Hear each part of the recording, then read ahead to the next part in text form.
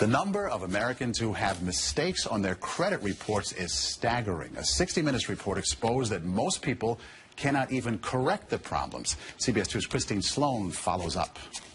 Meg Pasternak says a mistake on her credit report nearly destroyed her credit. We had to present so much documentation to say this wasn't ours, and then we still had to pay something to get rid of it. Pasternak says it took months to resolve the problem. You feel kind of helpless because they got you under the gun if you need to get a new car or a house or for anything. Pasternak is not alone in her frustration. A new government study finds up to 40 million Americans have mistakes on their credit reports. But an investigation by Steve Croft on 60 Minutes finds most people get nowhere trying to correct an error. Ohio's Attorney General tells Croft that is a clear violation of a federal law. The federal law says that if you believe that there is a mistake, you can go to them and they have an obligation to do a reasonable investigation.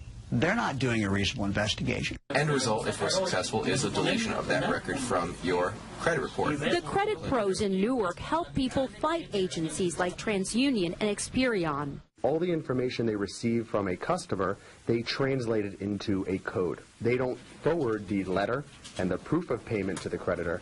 They just forward the 3-digit code. So the best way to protect yourself? Go directly to the creditor rather than going to the credit bureau themselves. Another good habit to get into, check your credit report periodically to make sure there are no changes.